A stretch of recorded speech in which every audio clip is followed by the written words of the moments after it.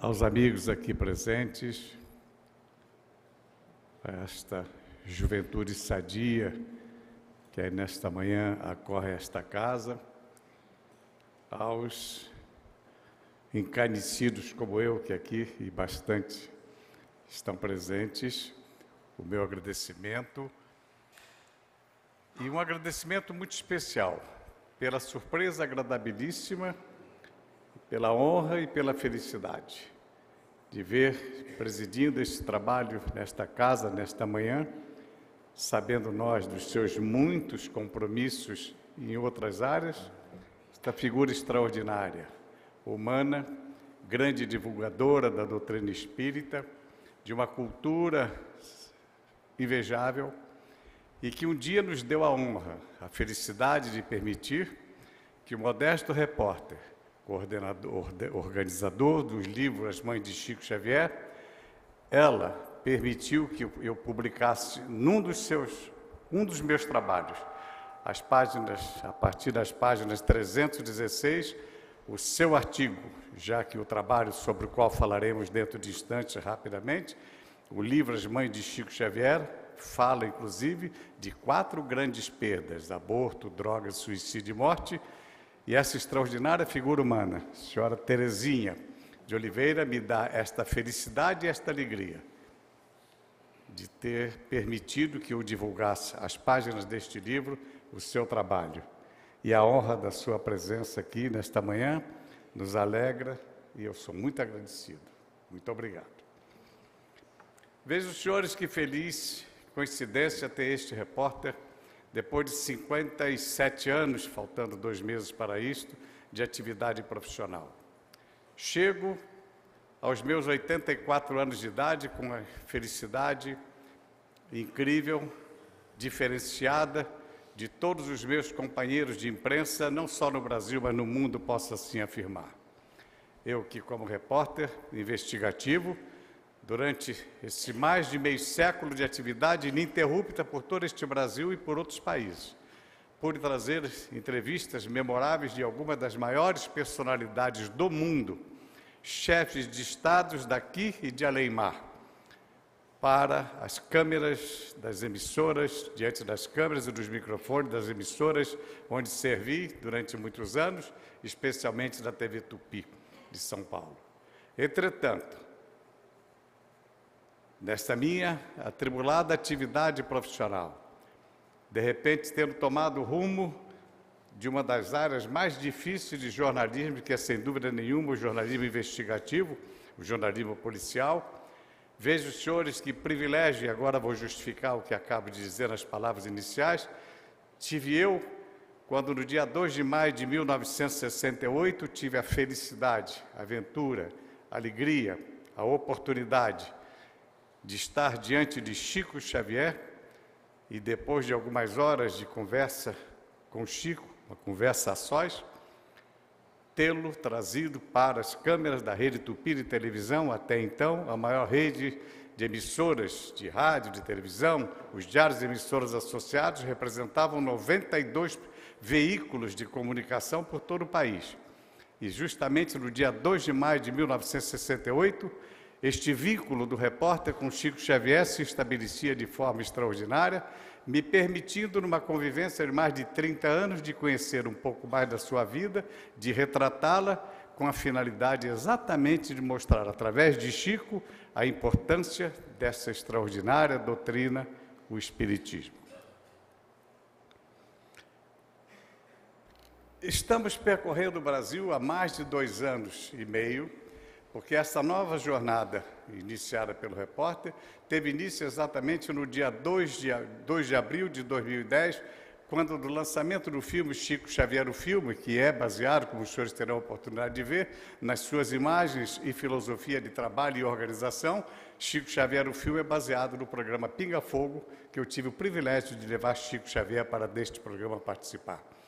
E no mesmo dia do lançamento deste filme, lançava eu, pela editora Intervidas, da cidade de Catanduva, a mais nova editora do país, o livro Pinga Fogo com Chico Xavier, no qual os senhores têm, e aí está o livro, a íntegra desses dois históricos programas na história do jornalismo e do espiritismo brasileiro. Eu me proponho, como estou fazendo em todo o Brasil, falar aos senhores, da forma mais objetiva possível, da importância da chamada grande imprensa na vida de Chico Xavier, consequentemente do espiritismo.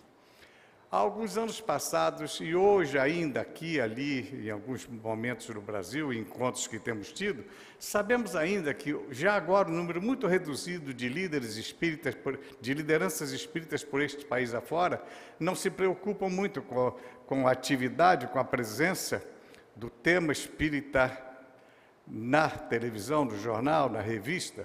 Muitos até advogavam com mais frequência, a própria direção da Federação Espírita Brasileira, de que o espiritismo não necessitava, diante dos riscos de algumas distorções e não compreensão em determinados textos, de divulgação das obras espíritas na chamada grande imprensa.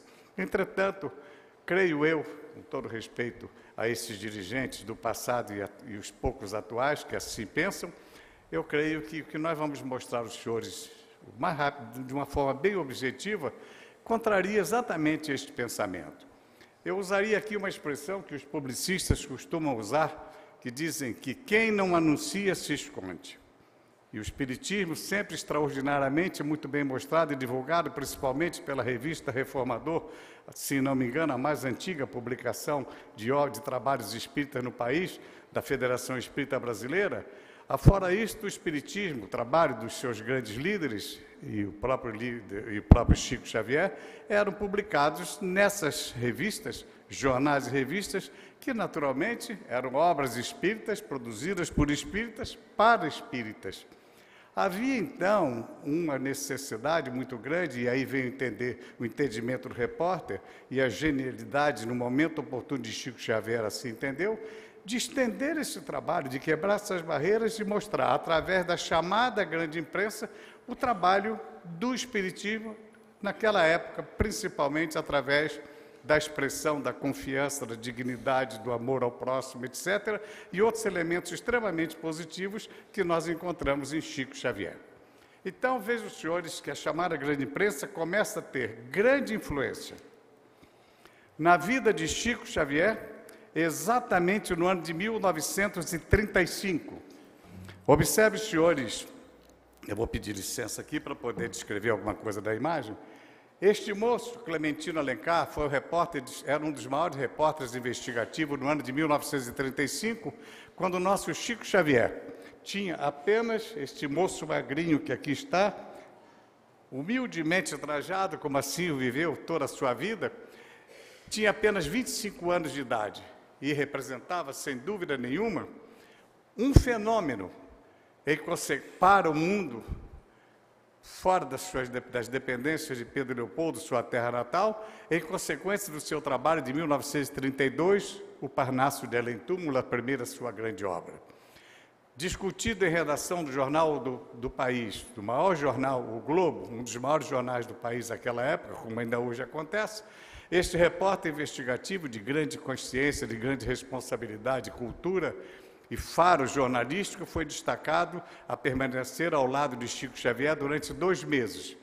E nos mais diversos pontos de trabalho onde Chico Xavier desenvolvia a sua atividade, uma delas aqui, no armazém do senhor Zé Felizardo, Chico desenvolvia desde 10 anos de idade atividades as mais difíceis para uma criança de apenas 10 anos de idade para ajudar a chamada Bolsa da Família, tão necessitada e tão pobre naquela época.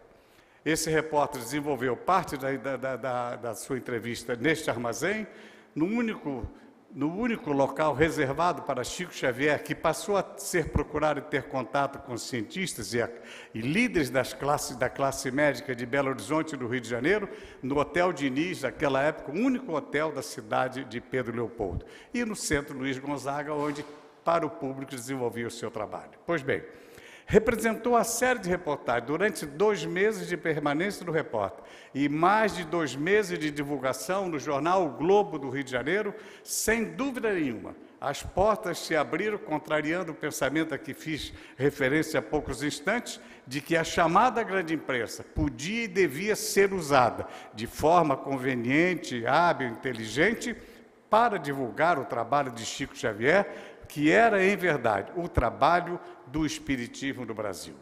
O tempo foi passando.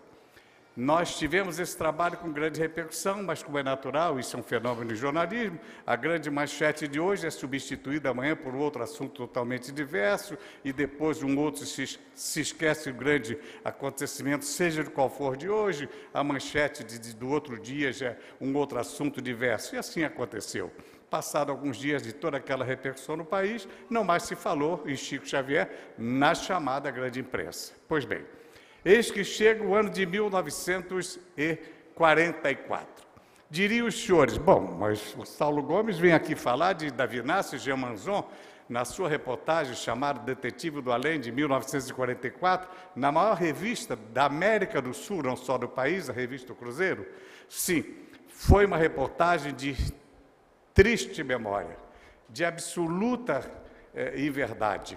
Uma reportagem de escândalo, uma reportagem sem respeito humano, uma reportagem escandalosa, porque era o estilo dos repórteres, dos meus companheiros repórteres daquela época.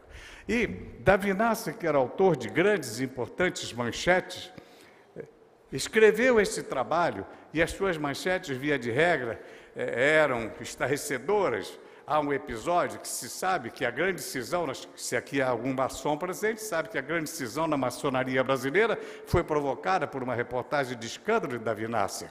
E cremos que ele tenha pensado da mesma forma em relação ao Espiritismo, quando lá esteve para realizar esta reportagem. Extremamente negativa, principalmente se considerarmos estas e outras fotografias que escandalizaram e faltaram com respeito humano ao nosso Chico Xavier.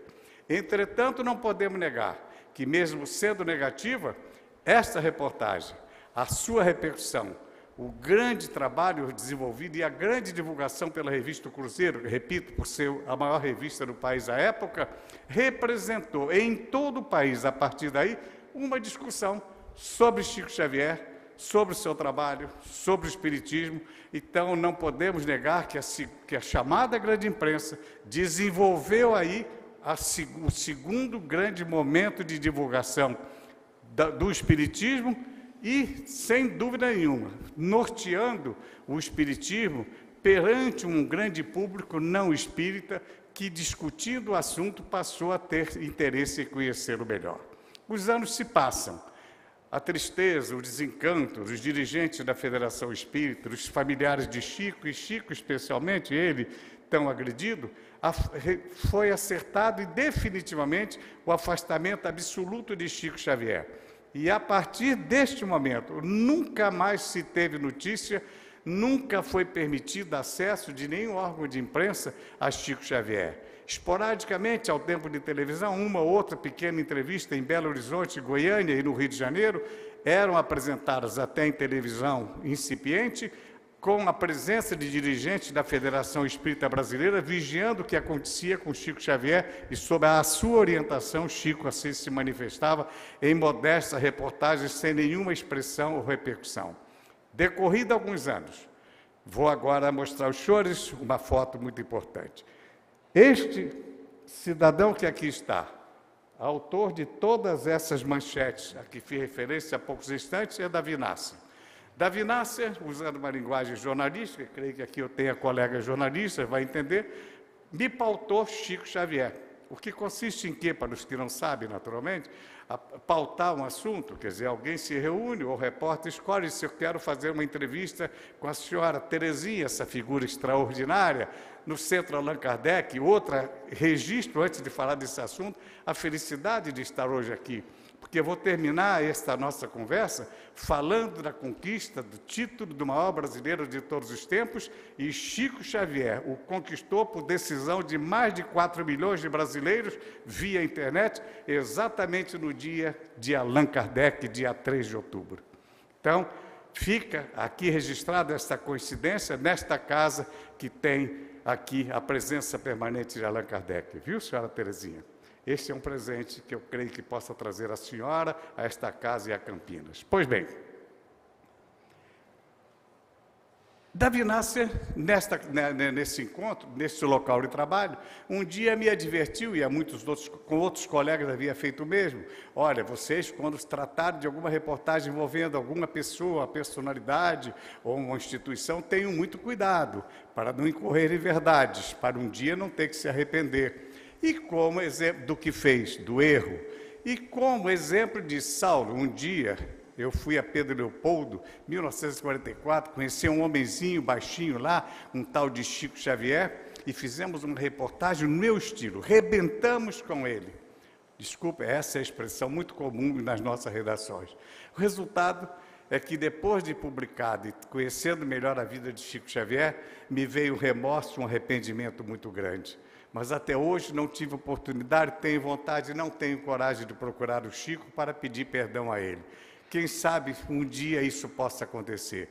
Isto aconteceu em 1961. Davi Nasser morreu em 1980 e eu era o único repórter, seu amigo, que sabia desse seu arrependimento e pedido de perdão.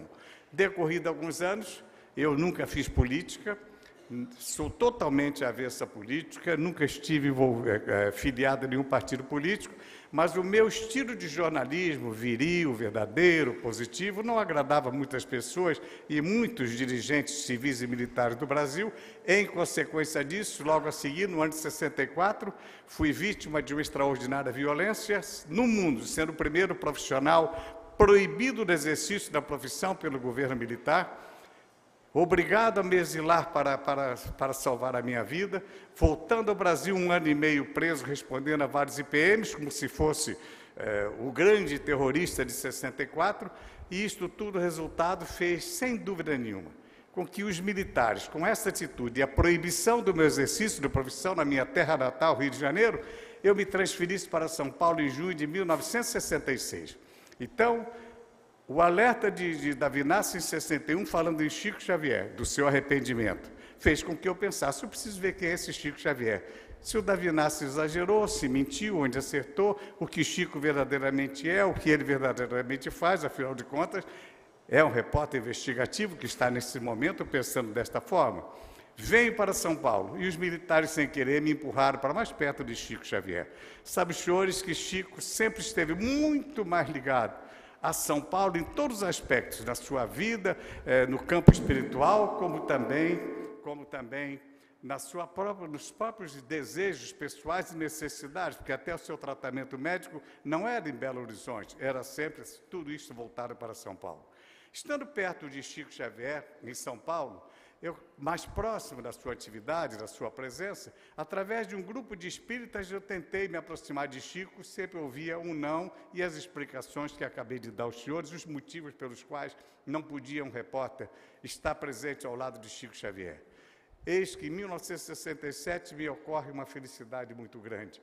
Eu resolvo, bem próximo daqui, pautar uma reportagem. Foi a primeira vez que o mundo espírita e não espírita viu uma grande obra no campo da psiquiatria, até hoje modelo em todo o mundo, no Instituto Américo de Psiquiatria Américo Bairral.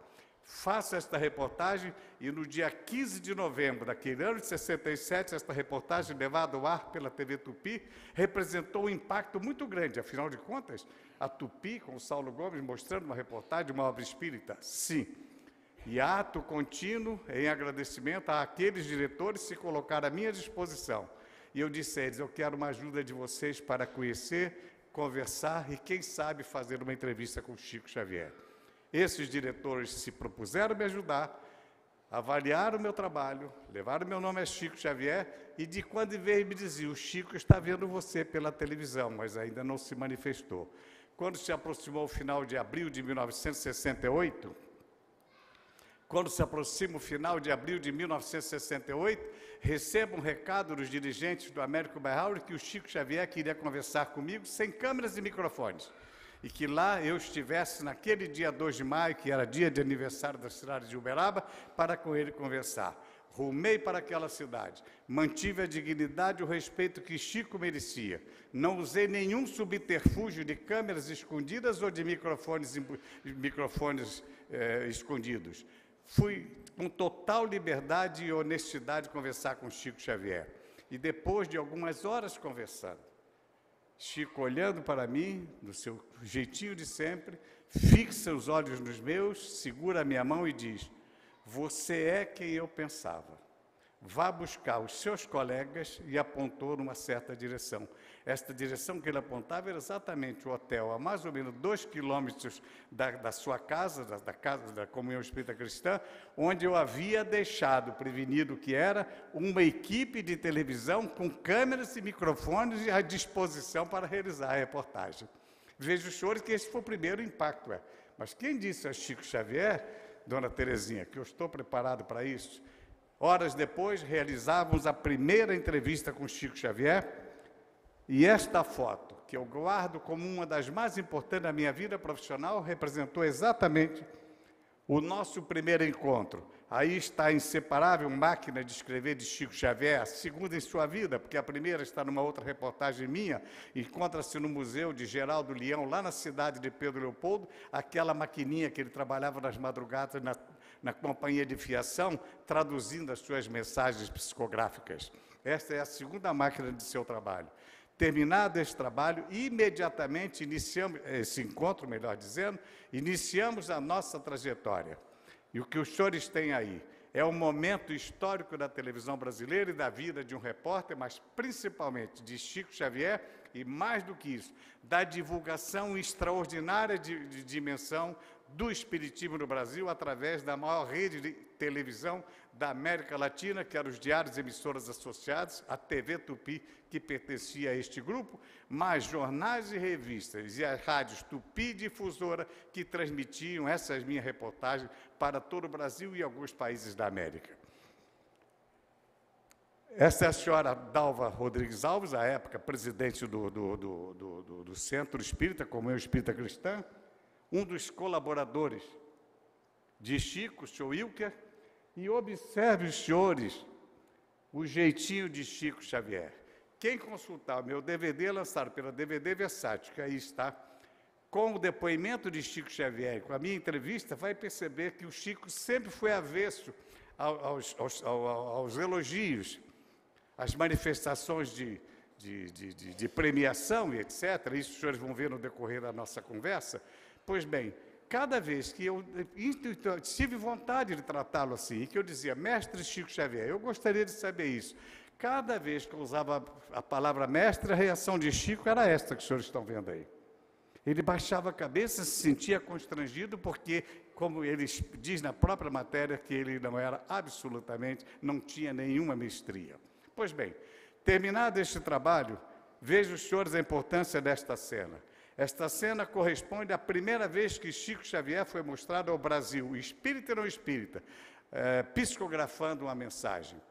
E o impacto desta cena, que o próprio Chico Xavier, nos nossos extras, numa gravação, numa entrevista comigo, que está neste DVD, ele fala da sua, dias depois eu voltei a Uberaba para entrevistá-lo, e ele fala da sua admiração, dizendo, meu Deus, eu não sabia como eu ficava quando eu psicografava, como é que a minha mão se movimentava, como é que o meu corpo se movimentava. Isso está num depoimento colhido por mim com o Chico Xavier, neste DVD, de apenas 3 minutos. Então, o próprio Chico Xavier teve o impacto de saber, de se ver psicografando uma mensagem. Imagina os senhores, o público do Brasil inteiro, os espíritas atônitos, mas isso está acontecendo numa televisão aberta, contrariando tudo que se pensa e diz da imprensa, com essa honestidade e lisura, desculpa a imodéstia.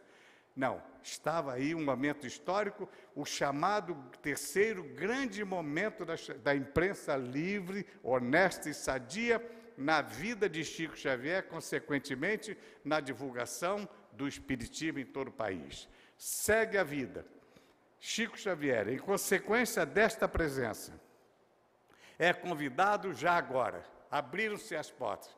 Há vários, inúmeros programas de rádio, de televisão, programas populares, programas alegres, programas sérios, entrevistas, debates, e sempre pedia, e eu conseguia, uma maior parte das vezes, estar presente ao lado dele. Chico sempre me pedia, porque um detalhe a registrar, a partir da primeira entrevista, selamos, sem dúvida nenhuma, um pacto de amizade, Saulo Gomes e Chico Xavier, 2 inseparáveis amigos e até confidentes. Um pouco mais adiante, em outros trabalhos meus, os senhores irão saber, com os devidos cuidados, algumas dessas confidências no futuro em outros trabalhos meus. Pois bem, Chico Xavier é convidado a ir a vários programas e, como demonstração apenas de um, vejo os senhores a importância deste momento. Um dos mais poderosos homens de televisão até hoje, sem dúvida nenhuma, era este moço que aí está, Silvio Santos. Este programa chamado Cidade contra Cidade era o programa líder de audiência àquela época na TV, em televisão no Brasil. Silvio me chama e diz que quer, no encontro de cidades entre Uberaba e São José do Rio Preto, queria a presença de Chico Xavier. Chico estabeleceu a mesma exigência: vou se o nosso Saulo estiver comigo, como ele costumava dizer. E lá estava eu, ao lado deste moço, e esta primeira entrevista, num programa popular de maior audiência, foi também um grande avanço na divulgação do trabalho de Chico, do Espiritismo, até porque, de parte do próprio Silvio Santos, houve um respeito total e absoluto. Essa entrevista tem 17 minutos e está numa das nossas gravações, para os senhores saberem com que honestidade este apresentador, Silvio Santos, se ouve diante de Chico Xavier. É a sequência daquelas fotografias que lhe mostrei, ainda no programa, quando aqui se inicia propriamente a entrevista. Passado este momento, ainda como parte do chamado terceiro grande momento da vida de Chico Xavier e do Espiritismo na imprensa brasileira, nós seguimos o nosso trabalho. Segundo Divaldo Pereira Franco e algumas grandes lideranças espíritas a partir de Brasília, da própria Federação Espírita Brasileira, este programa Pinga Fogo foi, sem dúvida, o que representa para nós o quarto grande momento da chamada grande imprensa na vida de Chico e, portanto, do Espiritismo. Este programa foi, sem dúvida nenhuma, segundo essas lideranças do Espiritismo, publicamente trazidas através de várias publicações, até dos nossos DVDs, foi, sem dúvida nenhuma, o divisor na história do Espiritismo. Essas autoridades, não é o Saulo Gomes quem lhes diz, afirmam o Espiritismo no Brasil antes e depois do Pinga Fogo. Uma linguagem simples, não, dona Terezinha? Fácil, creio, de muitos dos senhores aqui entenderem. Lembre-se que bem pouco tempo, isso aí é 1971, já se vão 41 anos, que pouco antes disto acontecer, nós tínhamos exatamente a oportunidade de ouvir pessoas que acanhadamente diziam que era espírita. O espírita tinha vergonha de se manifestar espírita. A partir do Pinga Fogo, isto terminou, e aí, então, a repercussão deste programa abriu de vez a grande imprensa e o respeito pelo trabalho do Espiritismo através de Chico Xavier, como os senhores irão ter oportunidade, serei o mais breve possível para mostrar aos senhores, respeitando o prazo que tenho, de 20 minutos mais apenas, e estarei exatamente procurando sintetizar esse trabalho nesse nosso tempo de palestra. Pois bem, o Pinga Fogo foi um programa extraordinário, para que os senhores tenham uma ideia. Ele era uma tribuna, para os que não sabem, jovens que aqui estão, ele era contido em 1h30 só de tempo e só entrevistava personalidades intelectuais, empresários que bem pagassem e políticos. Pela primeira vez, quando a direção associada chamou a mim e outros repórteres dizendo o Pinga Fogo está em dificuldade de audiência, queremos um nome capaz de alavancar essa audiência, eu disse exatamente o nome de Chico Xavier. Vou sintetizar. Os senhores não têm ideia dos impropérios, das bobagens, das sandices, da falta de respeito humano, inclusive, do descompasso ou destempero de alguns diretores que quase agrediram o repórter, elogiando que o meu trabalho era um trabalho bom, de repercussão, e eu havia saído de uma viagem muito dramática, numa jangada, que eu havia feito uma viagem que quase me custou a vida, uma grande aventura de grande repercussão, que tudo isso era muito bonito na minha vida profissional, mas, poxa, querer trazer Chico Xavier para o Pinga Fogo era o absurdo dos absurdos. Diretor comercial, diretor artístico, cada um com a sua preocupação, o diretor de programação, e o não foi durante vários dias, ouvido por mim, tentando, se insistindo, seguindo os conselhos e a paciência do mestre Chico Xavier, consegui, dias depois, receber ordem do diretor-presidente dos Diários Associados, Sr. Edmundo Monteiro, para ir a Uberaba, convidar Chico Xavier a participar do programa. E justo neste programa, que pela primeira vez saiu de 1h30 para 3 horas e 20 minutos o primeiro, 4 horas e 10 minutos o segundo programa, que foi a seguir, logo em dezembro, tivemos um segundo programa, de julho a dezembro, apenas 5 meses depois, recorde absoluto de audiência, como foi lido nessa apresentação nossa aqui. Este programa teve 86% de Ibope, que, segundo o Ibope, era uma audiência total e maciça em todo o Brasil, até hoje, pela primeira vez na televisão brasileira. E Chico, percebendo como era natural, caminhando já pela madrugada, um auditório provavelmente interessado, mas um pouco cansado, ele era um mestre ali no mais. Ele encontrou um jeito rápido de despertar todo mundo e prosseguir a sua narrativa, respondendo às perguntas mais difíceis possíveis até o final do programa. Este é o momento que ele, com seu sorriso tão simpático e tão livre de sempre, acaba de contar a história do susto que tomou, pedindo a Deus que o protegesse, que não o deixasse morrer naquela viagem de avião de Belo Horizonte, de Uberaba a Belo Horizonte. E quando ele termina, de forma magistral, contando, e é esse o momento da gargalhada, quando ele diz, Emanuel chamou a atenção, dizer, morra, mas morra com a educação. E ele, no jeitinho dele, eu quero saber como se morre com a educação. A partir daí, e agora eu mostro ao senhor, essas imagens são bem interessantes, os senhores veem que este foi o último grande programa preto e branco da televisão brasileira. Chico Xavier, aí o nosso companheiro Almir Guimarães, mediador do programa.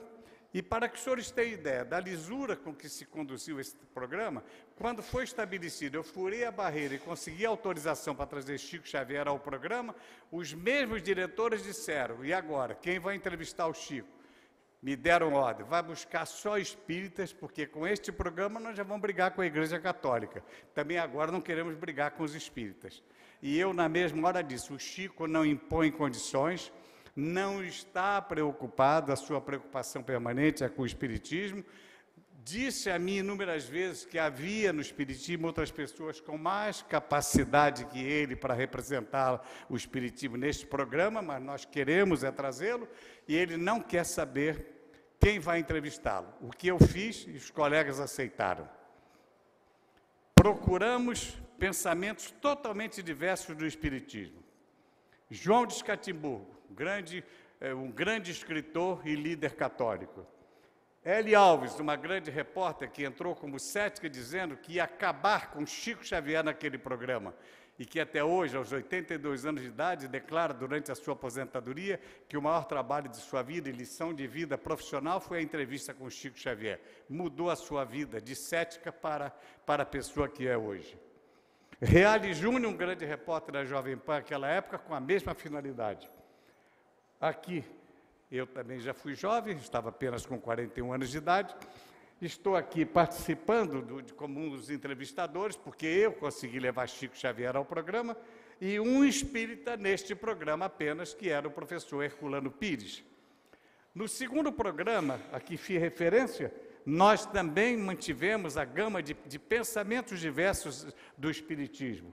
Aqui nós temos o bandista Vicente de Porassi, mais uma vez apenas um espírita, no caso, Freitas Nobre, o professor Hernani Guimarães, um outro companheiro cético, diretor dos Diários Associados, Durval Monteiro, e pela minha posição dentro do programa, levando o Chico, mais uma vez eu tenho a oportunidade de participar da mesa entrevistadora.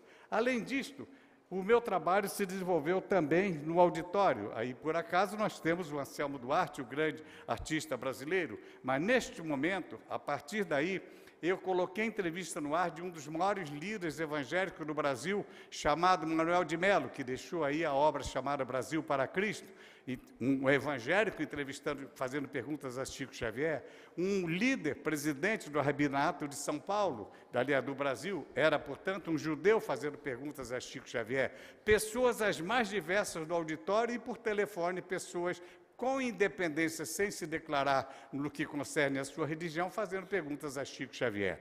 Foi, portanto, sem dúvida nenhuma, um teste infalível para a comprovação de tudo, da importância da honestidade e da competência de Chico Xavier e do que representava verdadeiramente o espiritismo através de um dos seus maiores líderes, chamado Chico Xavier. Observe esta imagem. Pela primeira vez, um programa que não envolvia nenhum artista, nenhum rei de nada na televisão brasileira, espontâneo e natural, faz com que um auditório fique nesses termos. Totalmente lotados o auditório da TV Tupi, de forma espontânea, com pessoas em pé e sentadas, enfim, um número superior à capacidade do auditório. Aqui está uma plateia especialmente convidada pela associada de dirigentes espíritas, o mediador Almir Guimarães, aqui a bancada de entrevistadores e o nosso Chico Xavier.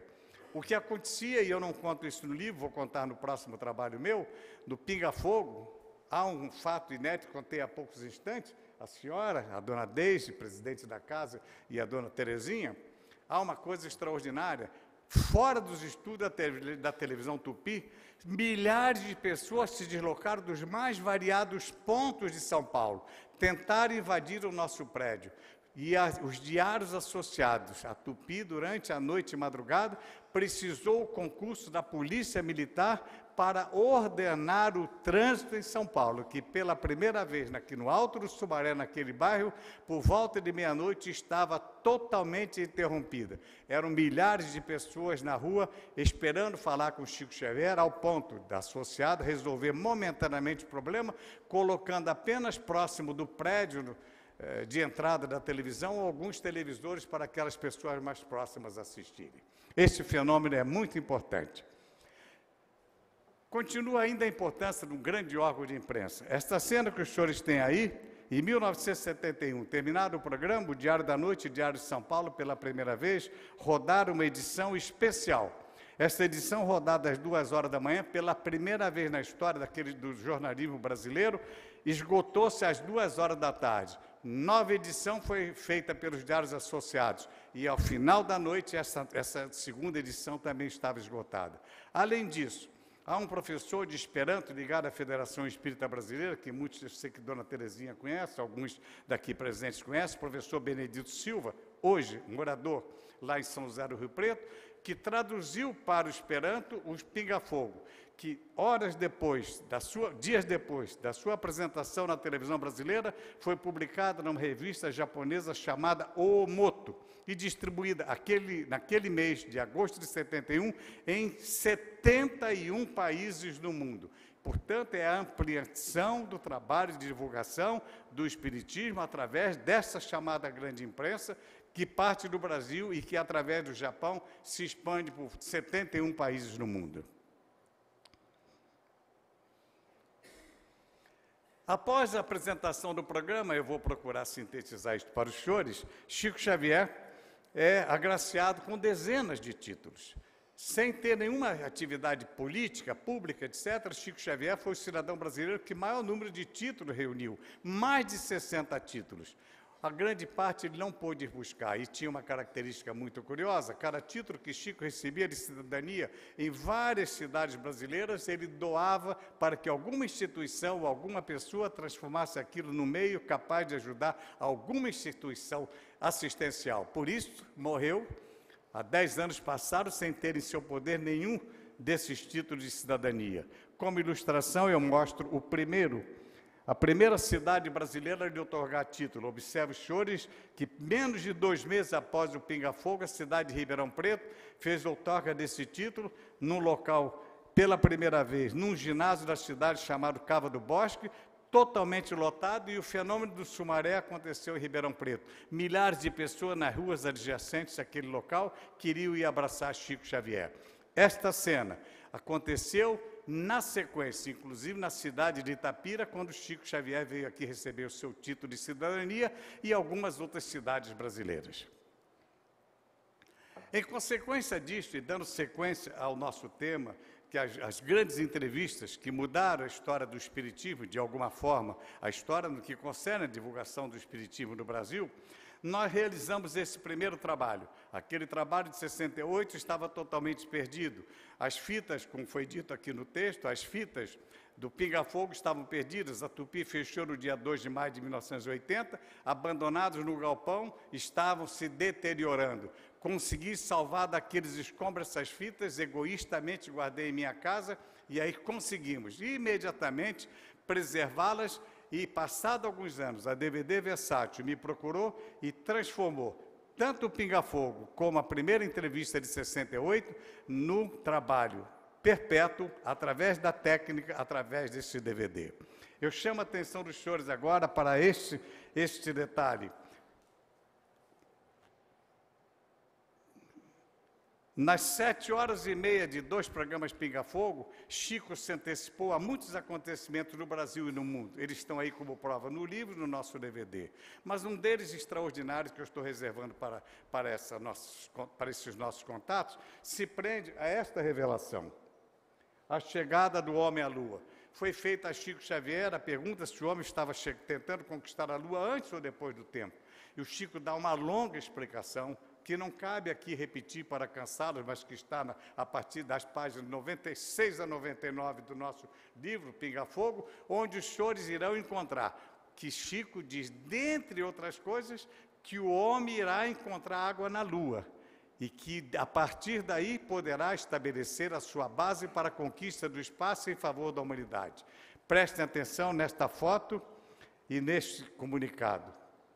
Anthony Colaprete, diretor da NASA, na data de 21 de outubro de 2010, 39 anos depois de Chico dizer que tinha água na Lua, vem a NASA e diz, a sonda X perfurou a área X da Lua, encontramos ali 4 bilhões de litros de água. As perfurações continuam em outros locais. Eu tenho o exemplar desta revista Ciência, com a matéria completa, que diz que agora Colaprete, este cientista, diz, nós podemos pensar em estabelecer a base na Lua para a conquista do espaço em favor da humanidade. Chico Xavier, em 71, a NASA, em 2010.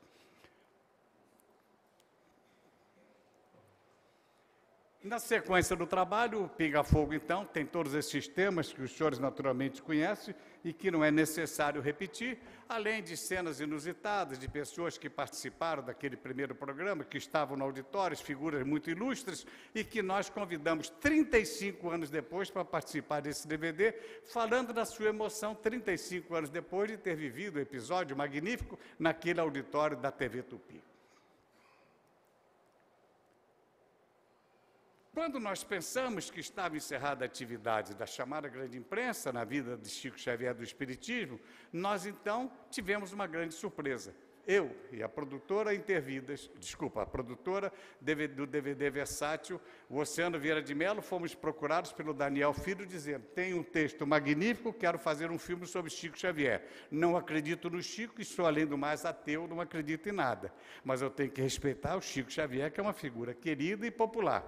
Eu queria que vocês me cedessem esse videotape do Pinga Fogo para que eu, meus artistas e técnicos e diretores possam saber o que foi Chico Xavier no Pinga Fogo para ver se isto pode nos ajudar. E ajudou. Olha os senhores, essa imagem que os senhores têm. Até o logotipo que está na nossa fita, Daniel Filho usou.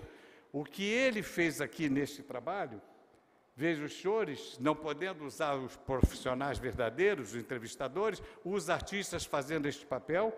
Aqui está Paulo Goulart fazendo o papel do Saulo, aqui está o nosso extraordinário Nelson Xavier. Os dois, hoje, os senhores leem no meu livro, onde Dona Terezinha me deu a honra de permitir a divulgação do seu trabalho, As Mães de Chico Xavier, está lá o depoimento de Nelson Xavier, dizendo, ator e comunista. Sou ateu, ator e comunista. Mudei minha vida seguindo o que Chico Xavier me ensinou, vivendo o personagem que vivi no cinema. Então, vejo os senhores como o Chico, com uma certa facilidade, mudava também a vida de pessoas, e assim aconteceu com milhares de cidadãos neste país. Na sequência do trabalho, em 2010, tive a felicidade de ser procurado pelos donos, por Ricardo Pinfield, que tem a maior distribuidora de obras espíritas no Brasil, a Candeia, dizendo: quero realizar o seu sonho, fazer a publicação de Pinga Fogo no livro. Vamos criar a Intervidas e queremos, então, a publicação deste livro. Ele aí está. Era um sonho que nós mantínhamos, porque, através do livro, como Dona Terezinha, mais do que todos nós aqui bem conhecem, nós podemos deixar essa mensagem sacramentada na cabeceira de nossa cama, no nosso local de trabalho, nas nossas viagens, no nosso pensamento. Livro é sempre a facilidade que temos de pegar e fazer consulta, e mais do que isso, de tanto falarmos, este livro tem servido, e creio, talvez até, quem sabe, nesta casa que tem nome de Allan Kardec e de Humberto de Campos, que tem uma grande história, como sabem, ligada a Chico Xavier, quem sabe até também já se esteja aqui processando. Este livro, Pinga Fogo, tem sido objeto de debates e discussões entre espíritas e não espíritas sobre os temas que ali estão. Decorrido o tempo, eu sou procurado logo no ano de 2011 pelos diretores de uma ONG do Ceará chamada Estação Luz, que havia produzido o filme As Mães de Chico Xavier e também um DVD, com história verdadeira de 3 mães que, de forma trágica, perderam seus filhos. Pois bem, e que recorreram a Chico Xavier e encontraram ali o alento. Recebi a incumbência e de bom grado aceitei. Publicamos, e aí os senhores têm a síntese do que aconteceu nos bastidores do filme, e mais ainda, um bom material fotográfico contando como foi a filmagem das Mães de Chico Xavier. Procuramos mais do que as 3 mães do Chico, do filme. Fomos procurar 7 mães verdadeiras que trazem a sua história de vida neste livro, mas aí me despertou uma coisa muito séria. Esses temas que aqui estão, aborto, suicídio, as drogas e a morte, são perdas irreparáveis, e que eu fui então consultar o nosso arquivo, o arquivo da Intervidas, para ver o que essa extraordinária Dona Terezinha, o que Chico Xavier, Divaldo Pereira Franco, Carlos Bacelli, tantas outras figuras ilustres do Espiritismo haviam escrito sobre esses 4 temas. E aí vem as páginas 316, para muita alegria e honra minha, o depoimento falando da história do suicídio de Dona Terezinha. Isto é um trabalho muito importante. Então, ampliamos este livro, além dos bastidores do filme, para contar essas histórias verdadeiras, além do depoimento de 7 mães que, de forma trágica, perderam seus filhos. É um livro que nós recomendamos para que você leia e reflita e entenda perdas na vida de cada um, porque estes assuntos, infelizmente, estão em milhões de lares no mundo, e esses ilustres autores espíritas, liderados por Chico Xavier, nos dão respostas a isso nesse trabalho. Essa moça eu destaco sempre, e rapidamente conto os senhores, ela chama-se Ana Beatriz, ela era uma atriz, é uma atriz cearense. Esta cena que os senhores têm aqui foi uma réplica da Casa da Prece montada no interior do Ceará.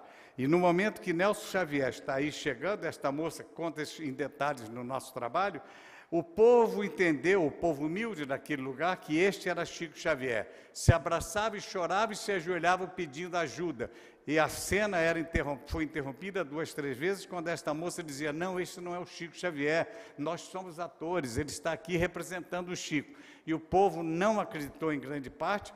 E a exemplo do que acontecia com o Chico Xavier, Dona Terezinha bem sabe disto, os bolsos do paletó do ator ficaram recheados de muitos bilhetinhos de orações e pedidos de pessoas, como faziam com o Chico Xavier ao tempo de sua atividade. Na sequência do trabalho, então, eu já falei, não preciso estar repetindo os senhores, aí estamos com nossos 4 grandes trabalhos, 2 livros e os 2 DVDs. O próximo trabalho nosso vai se chamar Nosso Chico. Nesse eu estarei, sim, com respeito à memória de Chico e alguns segredos que ele levou para o túmulo, que eu também levarei. Mas a grande revelação de muitos segredos que não faltarei com respeito e ética ao meu amigo Chico Xavier, que eu estarei descrevendo. E prepare-se, Dona Terezinha, esta casa, quero vir aqui, para mostrar e saber dos senhores, brasileiros, espíritas e não espíritas, vão se surpreender mais do que nunca com histórias de Chico Xavier, que só o repórter era testemunha, que silenciou para 10 anos depois de sua morte trazê-las a público, porque é necessário. Aguardem. Em consequência desse trabalho, como disse os senhores, no próximo mês de novembro estaremos então lançando essa história chamada Nosso Chico. Chego finalmente a um momento muito importante, e já ouvi em algumas cidades por onde estou passando, e hoje vamos seguir daqui a pouco para Ribeirão Preto, mas nessas cidades que durante essa semana estou viajando, já comecei a ouvir algumas pessoas me inquirirem, viu, dona Terezinha, no auditório, mas o Chico, se ele tivesse vivo, ele não ia querer ser o maior brasileiro de todos os tempos. Chico não tinha preocupação com os presentes, com as homenagens. E eu lembro bem que quando houve episódio da indicação de 1980 do nome de Chico Xavier para o Prêmio Nobel da Paz, o Brasil recolheu 2 milhões de assinaturas que Freitas Nobre levou a Estocolmo. Para que os senhores possam medir, eu tenho mania de números, 2 milhões de assinaturas naquela época representava quase 18% da população brasileira, que era de 121 milhões de habitantes. Consulte o IBGE, 1980 é o que éramos, 121 milhões de habitantes, 2 milhões tinha exatamente esta tradução de quase 18%. Pois bem, muitas outras honrarias Chico recebeu, e ao final de cada homenagem dizia, como disse pela primeira vez sobre o Prêmio Nobel da Paz, me agrada muito mais o abraço dos amigos do que as homenagens que me prestam. Esse seria Chico Xavier. Dos títulos que recebeu, como disse os senhores, ele não manteve nenhum. Todos os títulos, honrarias, valores, joias, terras, tudo isto vou mostrar em detalhes bem documentado proximamente no meu trabalho. Chico se dispôs em favor de uma instituição ou de pessoas muito necessitadas individualmente. Ele teria feito exatamente quando a outorga recente, no dia 3 de outubro, desse título de maior brasileiro de todos os tempos, tenho certeza absoluta que o Chico humildemente baixaria a cabeça e diria, muito obrigado, mas eu não mereço. Por isso, este prêmio vou oferecer. Quem sabe a casa de Humberto de Campos, quem sabe ofereceria para Allan Kardec, aqui em Campinas. Sabe lá, para quem Chico iria destinar?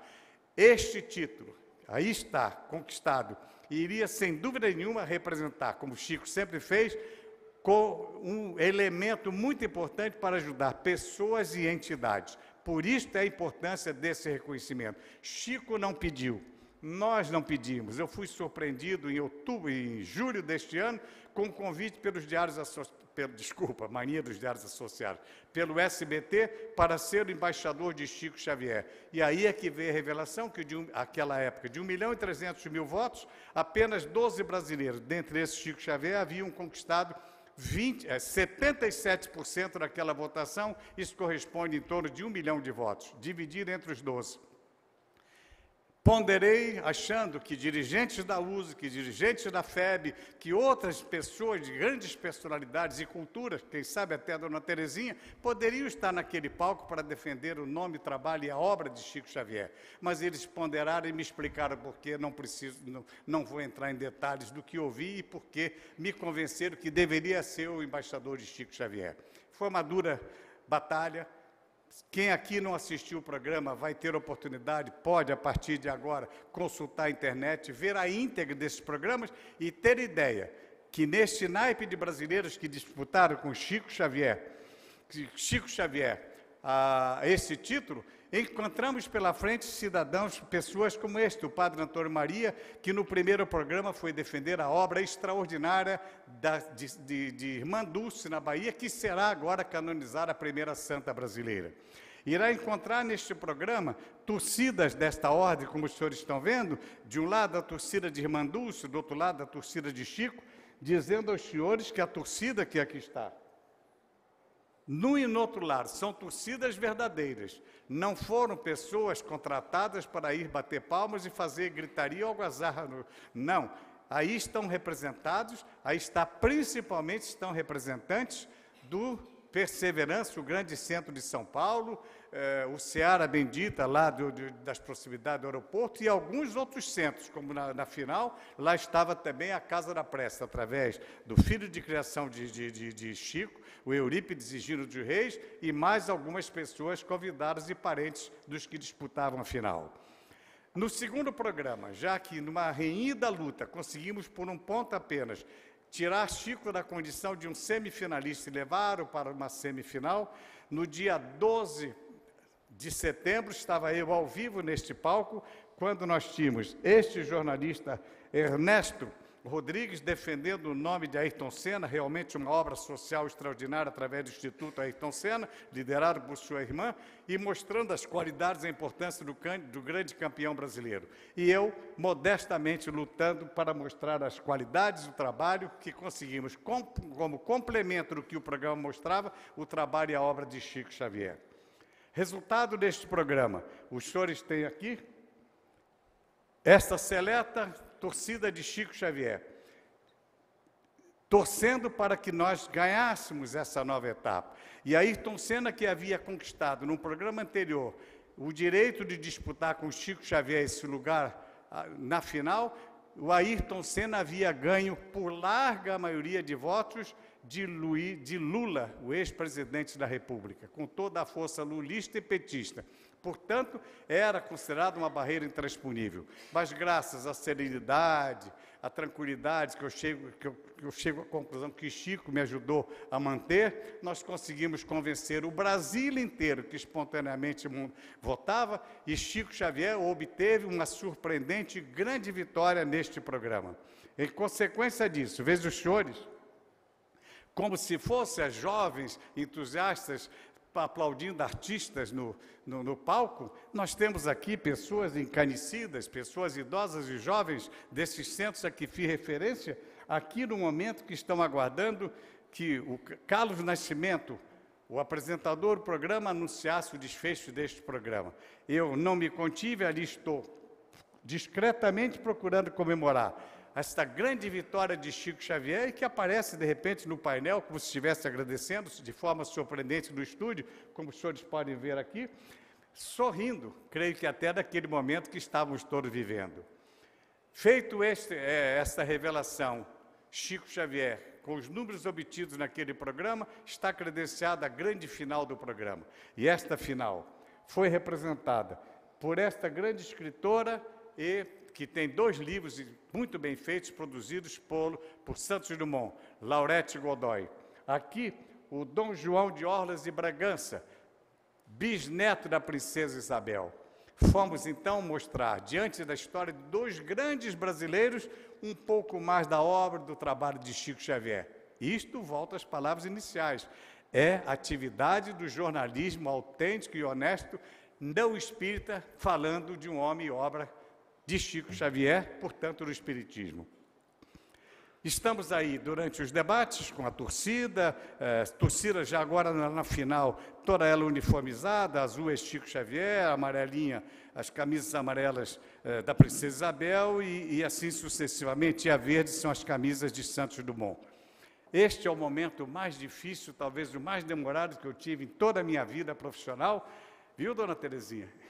Porque vocês não têm ideia, ao vivo, impávido, tranquilo, tendo ao lado personalidades como aqui está a diretora-presidente do Perseverança, a senhora Guiomar Albanese, um grande ator do SBT, uma grande atriz do SBT, convidados foram de parentes e amigos dos 3 participantes, inclusive Eurípides dos Reis, o filho de criação de Chico Xavier, e outros participantes de Uberaba estiveram presentes aguardando o resultado.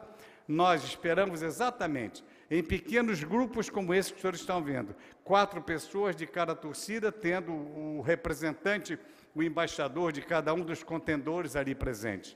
E aqui é o momento mais importante do programa, sem dúvida nenhuma, vivido por todos nós já na madrugada de 3 para 4 deste mês, no dia exatamente de outubro, no dia de Allan Kardec.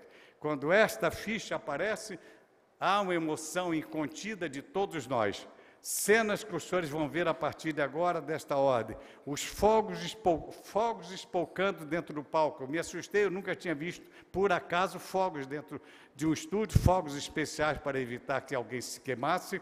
Aí estão todos nós. E um detalhe muitíssimo importante. Observe, senhores, que as torcidas dos demais contendores de Santos Dumont e Princesa Isabel se confraternizaram conosco, felizes por verem o nome de Chico Xavier consagrado como o maior brasileiro de todos os tempos.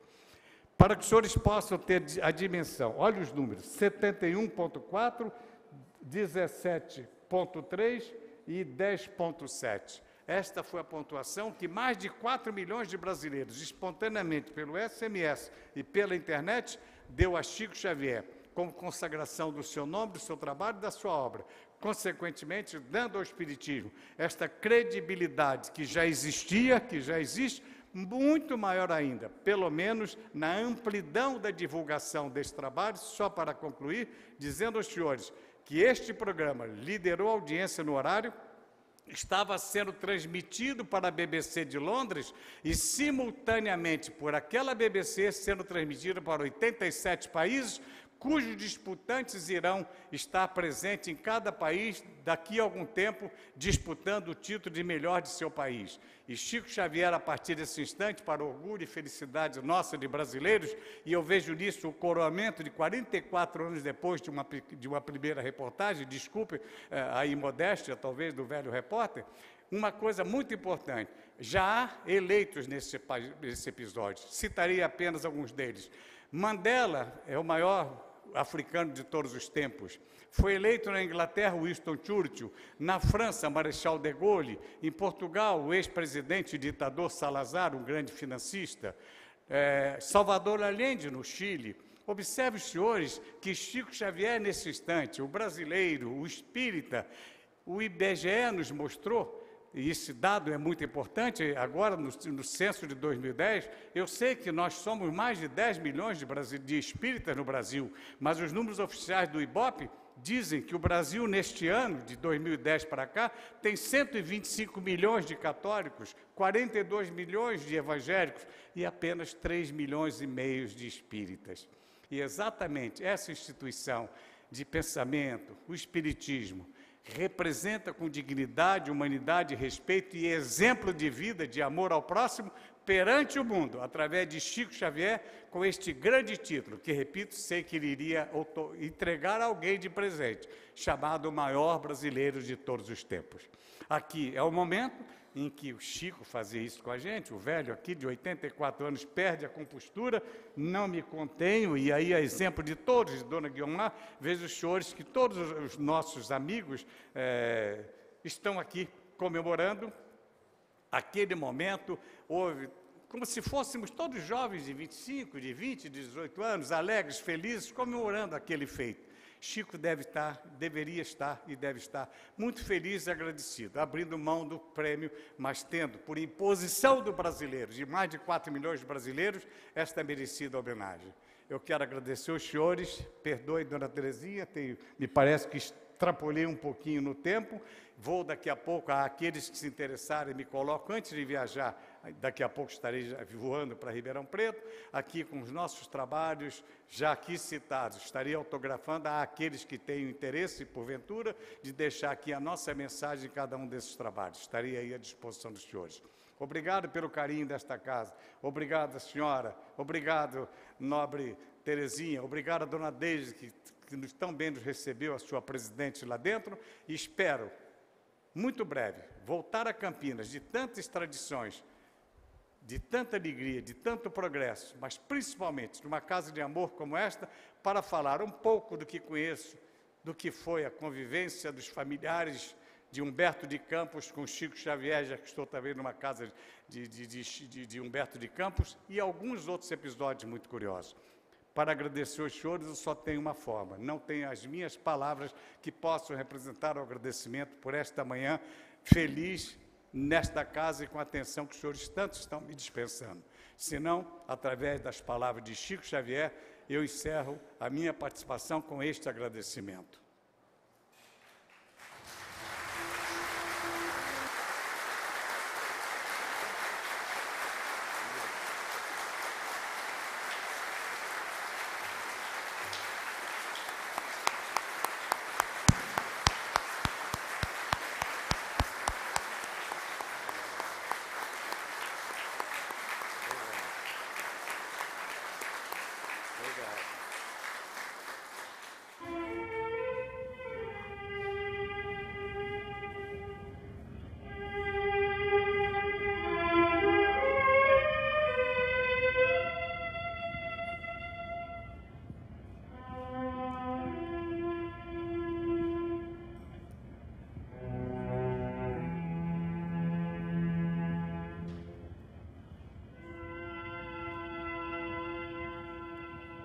Agradecemos, Senhor Jesus, nós te agradecemos pela coragem de facear as dificuldades criadas por nós mesmos, pelas provas que nos aperfeiçoam o raciocínio e nos abrandam o coração, pela fé na imortalidade, pelo privilégio de servir, pelo dom de saber que somos responsáveis pelas próprias ações, pelos recursos nutrientes e curativos que trazemos em nós próprios, pelo conforto de reconhecer que a nossa felicidade tem o tamanho da felicidade que fizermos para os outros, pelo discernimento que nos permite diferenciar aquilo que nos é útil daquilo que não nos serve, pelo amparo da afeição, no qual as nossas vidas se alimentam em permuta constante, pela bênção da oração, que nos faculta apoio interior para a necessária solução de nossos problemas, pela tranquilidade de consciência que ninguém consegue subtrair-nos. Por tudo isso e por todos os demais tesouros de esperança e de amor, de alegria e de paz, de que nos enriqueces a existência, sê bendito, Senhor, ao mesmo tempo que te louvamos a infinita misericórdia, hoje e para sempre.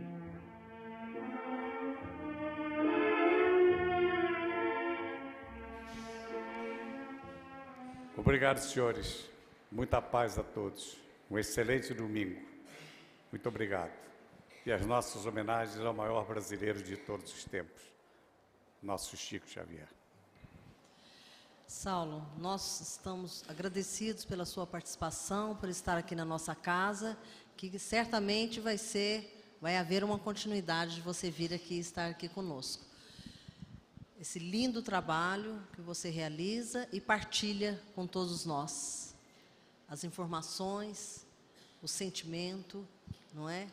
E nós somos gratos. E vamos ser gratos também ao Chico Xavier, que foi o nosso companheiro, que nos deu o exemplo das possibilidades que nós temos de também realizar o bem, de caminhar em direção à evolução.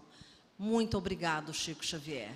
Ele também está presente na nossa lembrança, no nosso coração e nos exemplos que nos deixou. No próximo domingo, quem estará conosco vai ser o companheiro Sandro Cosso. Um bom domingo, junto aos seus familiares, que possamos levar essa harmonia, essa paz dessa manhã em nossos corações.